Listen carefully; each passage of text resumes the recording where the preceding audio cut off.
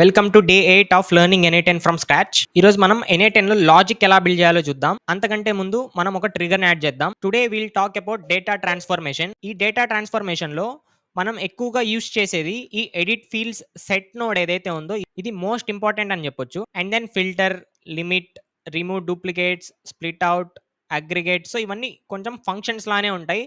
ఇవన్నీ మనం logic build చేసేటప్పుడు రాసుకుంటాం. అండ్ ఇక్కడ మనం డేటాని కన్వర్ట్ చేయడానికి కన్వర్షన్స్ కూడా ఉన్నాయి. మనకి చాలా ఆప్షన్స్ ఉంటాయి. బట్ యాజ్ ఐ సెడ్ మనం ఇవన్నీ అంత ఎక్కువగా యూస్ చేయం. సో మనం యూస్ చేసేవే మాట్లాడుకుందాం. So first one is code. మనం ఇక్కడ జావా స్క్రిప్ట్ లో ఏదైనా కోడ్ రాసి ఏఐ ఏజెంట్ కి ఒక పర్టికులర్ ఫంక్షనాలిటీని మనం డెవలప్ చేయొచ్చు.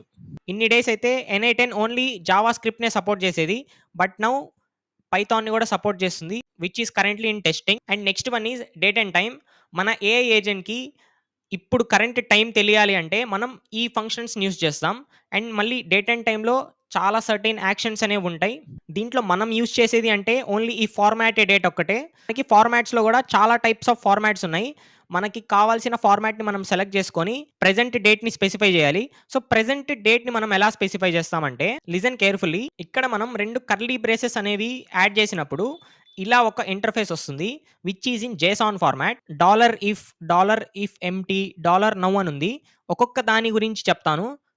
$now అంటే ప్రెసెంట్ ఉన్న టైంని స్పెసిఫై చేస్తుంది. నెక్స్ట్ వన్ ఈస్ $if అనేది ఎందుకు యూస్ చేస్తామో మీకు తెలుసు. It is for writing the logic. And ఇలాంటివి మనకి చాలా జేసాన్స్ అనేవి ఉన్నాయన్నమాట. సో మనకు ప్రెసెంట్ కావాల్సింది కరెంట్ డేట్ అండ్ టైం కాబట్టి వీల్ సెలెక్ట్ నౌ. అండ్ మీరు ఇక్కడ చూస్తే రిజల్ట్ అనేది కరెంట్ డేట్ అండ్ టైం ని స్పెసిఫై చేస్తుంది. మీరు ఇలాంటి వేరియబుల్స్ ని యాక్సెస్ చేయాలి అనుకుంటే I have a separate document. ఇలాంటి యూస్ఫుల్ వేరియబుల్స్ ఇంకా NA10 లో ఏమేమి ఉన్నాయని చెప్పి రాసున్నాను. లింక్ అని చెప్పి కామెంట్ చేయండి. ఆ లింక్ అనేది మీ DM లోకి వెళ్తుంది.